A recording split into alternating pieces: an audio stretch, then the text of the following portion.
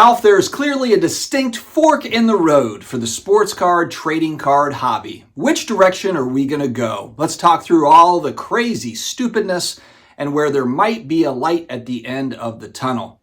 Stick around.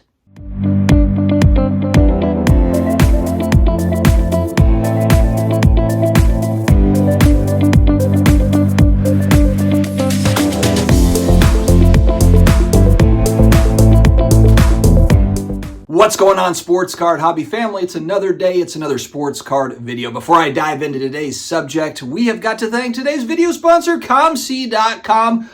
40 million cards in the database: baseball, football, basketball, hockey, Marvel, all the non-sports, hidden gems in there. You got to check out COMC. You can grade cards through COMC, put auctions up through COMC, all sorts of goodness. So definitely check out my links down below to start your COMC journey today. If you've not taken advantage as a new submitter to PSA, 25 bucks off on me, one card minimum. Again, down in the video description, there's instructions on what to do. 25 bucks off, and only have to send them one card at PSA. Make sure to take advantage. It's the SCD25 promo code at the shipping and billing screen. All right, friends, it is clear that we are at a fork in the road, and we've, what do they call it? Jumped the shark? We've jumped the shark, and now we have gone head first. The industry is going head first like a runaway locomotive towards the gambling side of this hobby with sports card breaks and repacks and razzes and carnival games and all the other crap. Let's move on to the next topic.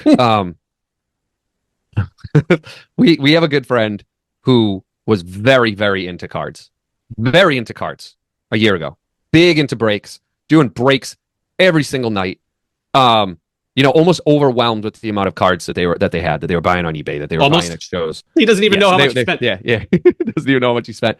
And you fast forward a year later, and he's pretty much out of cards completely. Yeah. Completely. We talked to him this summer, and we said, "Hey, man, what have you been doing?" He's like, I haven't been into cards that much. Been into sneakers, and How many more people are out there like that, Nick? How many more people were chasing the heat a couple years ago and are just like completely out of it now? I saw it firsthand at this past national. Now, I'm not going to say this was the first time I'd ever seen it. Of course not. Going back the last few nationals, I've been to the last 4, and it's been growing. It's been growing over time. The Breaker Pavilion, it just keeps on getting bigger. Is there a place for breaks in the sports card hobby? Of course. If we go back to really what started breaks in the first place, just buddies getting together on an expensive box, granted not as expensive as today, but buddies getting together, pooling money, and like, hey, let's pool some money together. We'll buy a Flawless box or Prism case or whatever it was. Well, now, of course, it's a drastically different world, isn't it? Now, all the new product gets eaten up, and then it goes on the secondary market, and more breakers buy it, and more breakers buy it. And look, there's obviously a lot of demand if you have all of this stuff being bought up by breakers at exorbitant prices and then resold in break spots to people. People are buying into the breaks, so they must be enjoying themselves at least for the first little bit. We don't have an issue with new people coming into the hobby over the last few years. There's tons of marketing, whether it be YouTube or IG or athletes getting involved, big companies, Fanatics, eBay. Everybody's got stuff out there. Mainstream media is picking up huge sales. The last 4 years has seen tremendous push marketing of this particular space. The sad part is that a lot of people, they come into the space and they're like, oh, cool, how do I get new product? And then they realize that the main distribution method nowadays is through a gambling product, through a break, or I've got to buy into this mystery box or repack thing. Isn't that sad? We have a good friend who was very, very into cards. Very into cards a year ago. Big into breaks. And you fast forward a year later, and he's pretty much out of cards completely. Yeah. As I was walking around the National, I literally see kids with their parents. Dad, can we play the wheel game? Dad, it's literally a friggin' carnival. Dad, can we go shoot baskets to see if we can win a pack? Everything's about a bet. Everything's sports betting or breaks or razzes or repacks. And this is not just a sports card hobby thing. This is literally like it's a cultural thing. The leagues are involved. They've gotten heavy into it as well with DraftKings and FanDuel and all the rest of it.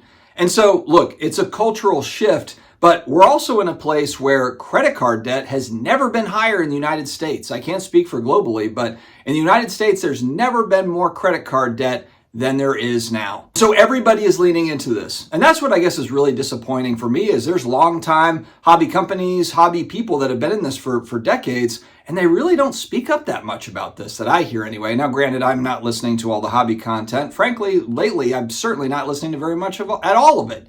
But I just don't see enough people really leaning in and saying like, hey guys, this sucks. This really sucks. So the fork in the road is we go, the gambling route, because look, that just feels like easy money. That's like shooting fish in a barrel at this point. That's the easy route, and that feels like that's where companies are like, easy profits. Let's go do the breaks and the repacks and the shenanigans. Let's go do that. Or there's actually building out more of the collector base. That is the other route where you put all your marketing into focusing around the actual cards themselves, the products that you're putting out, what's different about them, what's collectible about them, celebrating the history. We talk about Topps. They have tons and tons and tons, thousands and thousands of people that are buying vintage cards every single day, talking more about the history of what the company has already done. Why is Topps an iconic brand?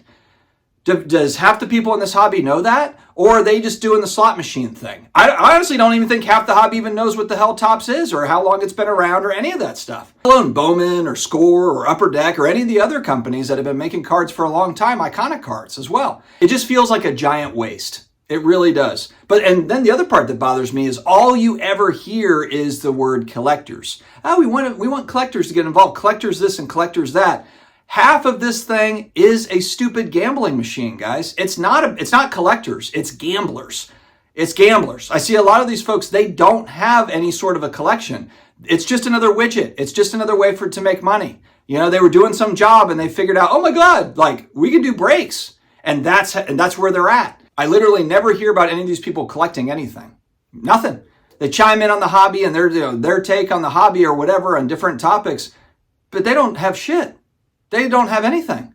And then they'll sell you the break spot. Oh, but make sure you're here at 10 p.m., 11 p.m., we're going to be breaking Bowman Chrome. Make sure you're there. And it's just sad. It's just sad when especially thinking back to young people that think this is what our hobby is. Our hobby is a giant fucking casino. That bothers me. It really, really bothers me. As I said in yesterday's video, I'm going to focus more heavily on content around the nostalgic side. I need to do a better job. I look at myself like, what can I do to help this situation? And that is what I'm going to do is I know that people will call this kind of collector-based content. I'm not talking about why somebody collects a certain player. I'm not talking about what is in their collection, how they got started, because a lot of people have the same story as far as that goes. I want to go a couple levels deeper than that, and I want to know what was going on during the time, what was going on in their life, what made it special about these particular items. What was your life like? Did all of your friends collect too? I want to learn more about the psychology around collectors than exactly what people are collecting. Because there is some good content around that. You'll see different interviews where it's like, so-and-so collects Ken Griffey Jr. cards, or so-and-so collects Tom Brady cards. Carlson Cards does a great job with this on YouTube. He interviews different people, brings them in, and they talk about, kind of their PC and what they buy, gold prisms or whatever it is. And I love that stuff. But what I want to get to is just the nostalgia. What got you? What's that one level deeper? Because that's the stuff that binds collectors over a long period of time. That's the stuff. Nostalgia and the good feelings around these particular items. What are those good feelings? Why did they happen like that? That's what we need to really focus on. That's what I need to focus more on, because there is absolutely no shortage of bounty this week. The newest bounty for this new card that was created out of thin air. And now we've got a $200,000 bounty on it. We've got $1 million bounty on it. Everybody, look, there's plenty of people out to do that, and fantastic. Good on them. And there's people that just do a way better job of that. So if that's what the news is, I just don't really, I don't like have a care to really report on that every single week. It's boring. It's just gotten so boring. When are we going to actually build out more of a foundational piece in this hobby? When is that going to be really a real focus? A real focus? Because the gambling side, the sports betting stuff, that's just easy money. And that's why it's gotten so popular. It's being legalized in all these different states. And so, of course, our hobby is going to follow that trend.